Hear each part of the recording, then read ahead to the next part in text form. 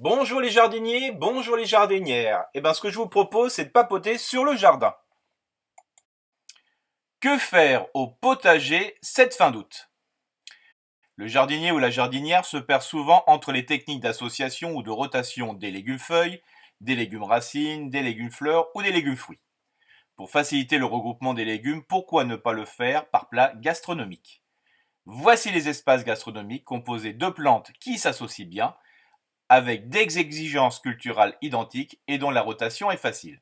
Donc, vous allez retrouver quatre espaces: l'espace ratatouille, l'espace poté, l'espace plat gros volume et l'espace soupe de courge.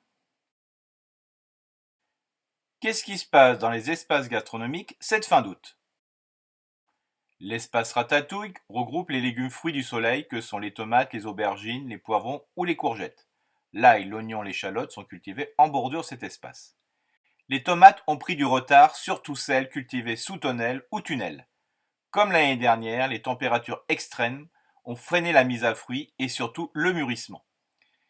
Les petites pluies de juillet ou d'août et certaines nuits fraîches ont pu favoriser le mildiou. Le jardinier enlève les feuilles jaunies ou douteuses. D'année en année, la tonnelle reste quand même le système presque idéal de conduite des tomates. Avec une bonne aération, une diminution du différentiel thermique entre le jour et la nuit et une protection contre les pluies qui empêchent le feuillage d'être mouillé en continu. Certains jardiniers ont enlevé les gourmands, d'autres non, d'autres encore ont fait un mix entre les deux selon la vigueur des variétés. Début août, il est conseillé de stopper la croissance des pieds bien développés en pinçant chaque rameau après la première feuille, suivant la dernière inflorescence.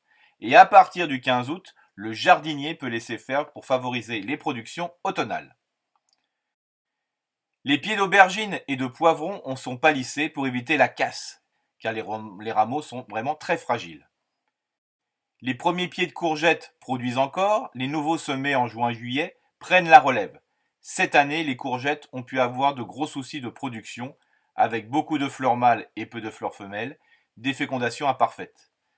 La canicule en est responsable. Les paillis de ces légumes fruits sont complétés. La paille nouvellement récoltée a aussi son intérêt.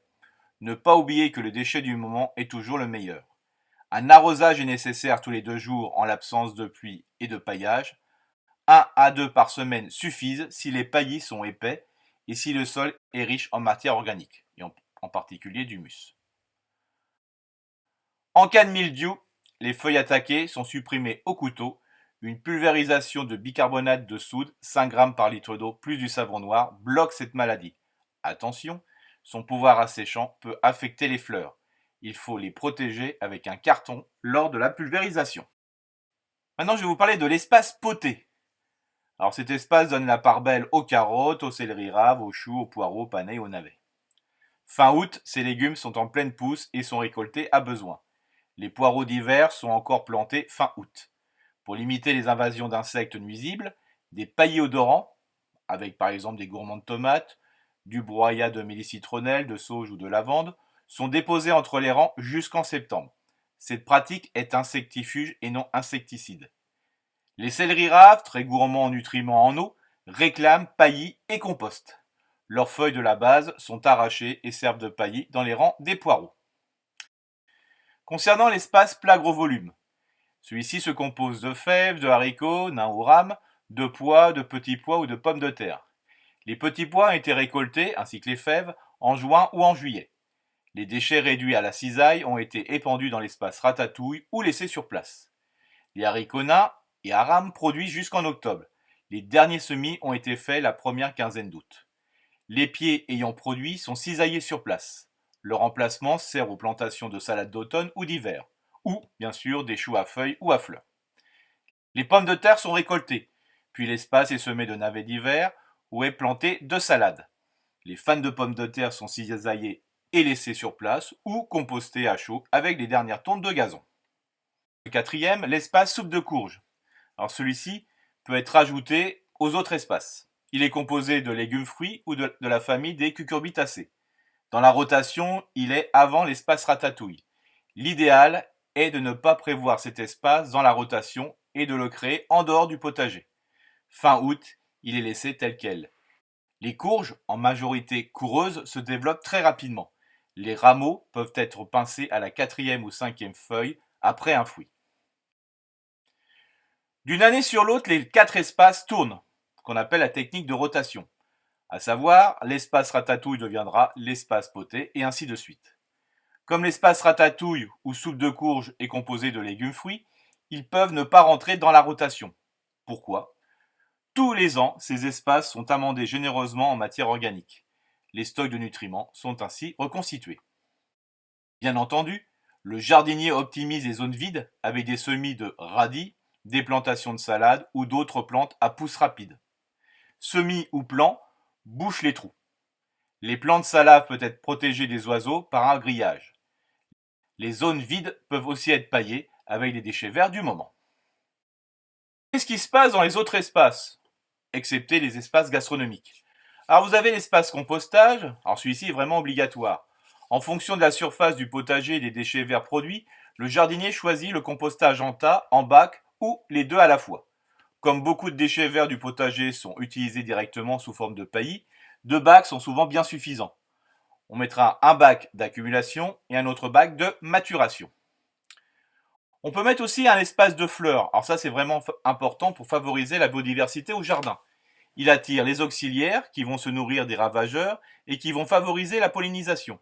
Les fleurs peuvent être semées en bande ou mélangées aux légumes. Ces derniers même peuvent aussi être mélangés aux fleurs. C'est vraiment chacun son style. Le choix est porté sur les plantes sauvages. De nombreuses plantes horticoles peuvent y être associées. On mettra aussi un espace pépinière. Alors ça permet les semis, avant leur repiquage en pleine terre, de certains légumes comme les choux et les salades, mais aussi des fleurs comme les œillets d'Inde. Il est riche en compost bien décomposé. La mise en place d'un châssis ou d'un mini-tunnel à partir de matériaux de récupération permet d'avancer les dates des semis. L'espace pépinière peut être aussi occupé par une serre ou un tunnel. En fin de saison, quelques salades d'hiver y sont repiquées à couvert pour optimiser la place. Et enfin, l'espace incontournable, l'espace de plantes aromatiques. Il est composé de plantes annuelles, comme le persil, le cerfeuil, mais surtout de vivaces, comme le thym, la sauge, l'amélie, citronnelle. Il peut être aménagé en la fameuse spirale aromatique, ou au contraire, explosé dans tout le potager. On fera alors des bordures de plantes aromatiques, des petits massifs. Les plantes aromatiques peuvent être mis aussi en pot, et pourquoi pas les mettre au pied des arbustes. Pour tous ces espaces, qu'est-ce qui se passe fin septembre? L'espace ratatouille livre ses dernières cueillettes. Elles sont prolongées si les espaces sont couverts avec une tonnelle ou un tunnel. Les pieds de tomates, de poivrons, de courgettes sont arrachés puis broyés à la cisaille. Ces déchets parfois malades sont déposés dans d'autres espaces du jardin comme le verger ou les haies. Les lombrics terrestres, vous savez les gros vers bien rouges, les ingurgitent puis offrent des turicules très riches en nutriments. Les piquets sont rangés, désinfectés au vinaigre blanc. L'espace ratatouille est couvert de feuilles mortes en mélange. Les plus grandes et les plus coriaces sont peut-être parfois broyées. 5 à 10 cm d'apport est suffisant, mais plus c'est encore mieux. Le sol de cet espace peut être décompacté ou bêché à partir de novembre en fonction de sa structure ou texture. L'année suivante, ça sera le règne des carottes, des céleris, des panais, des choux ou des poireaux. Il deviendra l'espace poté. Qu'est-ce qui se passe fin septembre dans l'espace poté? Alors l'espace poté garde ses légumes en pleine terre jusqu'à début de décembre. Ensuite, le jardinier les mettra en jauge ou en silo pour libérer l'espace et pour faciliter leur arrachage en hiver.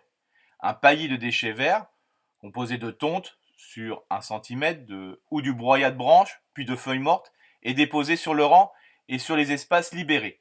Le sol peut être bêché ou décompacté uniquement sur les futurs rangs de haricots, de pommes de terre, parce qu'il ne faudra pas oublier que l'année prochaine, cet espace deviendra le futur espace plat gros volume. Concernant l'espace plat gros volume, les haricots verts nains semés en août sont cueillis en octobre. Les pieds sont cisaillés sur place, la partie supérieure sert de paillis, les racines laissées structurent le sol et sont dévorées par d'autres vers de terre que les lombrics. Ces vers sont plutôt plus petits et de couleur plus terne. Les feuilles mortes complètent ces paillis. Les espaces libérés ont été en juillet et en août plantés de salades ou de choux ou semés de radis d'hiver ou de mâches. Laitues ou chicorées sont couvertes lors des périodes de froid d'un voile protecteur et respirant. Les parties libres de l'espace, puis celles libérées de leurs légumes, sont couvertes de déchets verts broyés, de feuilles mortes par exemple ou de fumier décomposé. Cet espace n'est ni bêché ni décompacté car il accueillera l'année suivante les tomates, les aubergines, les courgettes et les poivrons. Tous ces légumes-fruits nécessitent à leur plantation que des trous remplis d'un mélange de terre et de compost. Donc, pourquoi faire plus? Ça sera donc le futur espace ratatouille. Quant à l'espace de courge, il est laissé tel quel, et il est couvert de déchets verts plus ou moins grossiers et sur une épaisseur qui peut dépasser les 50 cm. Si cet espace est intégré dans la rotation, il devient ratatouille l'année suivante. Dans l'espace compostage, le jardinier veille à accumuler des feuilles. Elles servent de structurant qui est mélangé avec des déchets plus fins, verts, riches en azote et plus humides. Le mélange des contraires est vraiment idéal. Enfin, le jardinier possédant un seul composteur le vide entièrement entre le 25 octobre et le 15 novembre, le jour où il tombe le plus de feuilles dans la commune. On appelle ça le jour 1 du jardin. Les déchets non décomposés retournent dans le composteur. Le compost presque mûr est mis en tas puis est couvert de feuilles. Il servira aux semis et aux plantations l'année suivante. Le reste, moins décomposé, est étalé sur le potager, puis est couvert de feuilles. Il poursuivra sa décomposition jusqu'au printemps suivant. Le compostier est ainsi vidé une fois par an. Ceux qui sont en bois peuvent sécher et ainsi perdurer. Le châssis, le mini-tunnel ou la serre de l'espace pépinière est planté fin septembre de salade d'hiver. L'espace fleurs sauvages est fauché à 10 cm. Le déchet est laissé sur place jusqu'au printemps. Le semis pour l'année suivante est favorisé et la biodiversité auxiliaire est protégée lors de l'hiver. Toutefois, le déchet de fauche peut être exporté et déposé dans les espaces ratatouille ou soupe de courge. Enfin, il reste l'espace plantes aromatiques. Alors celui-ci est planté de différentes espèces et variétés d'aromatiques. Soit ce sont des plantes achetées ou récupérées en pot, soit c'est suite à une déplantation-replantation de jeunes plants. On peut aussi bouturer pour le thym et la sauge et aussi diviser les touffes comme la ciboulette et la ciboule. Merci à Béatrice et Michel Pierrot pour l'accueil dans leur fabuleux jardin. Merci bien sûr à l'association Embelliflore des Figues qui ont organisé ces 3 moments. Je vous invite à retrouver leur programme sur leur site internet et sur leur Facebook. Et je vous souhaite un très très bon jardinage et surtout n'oubliez pas que le jardinage naturel n'est pas un style mais un comportement joyeux qui améliore le pouvoir de non-achat.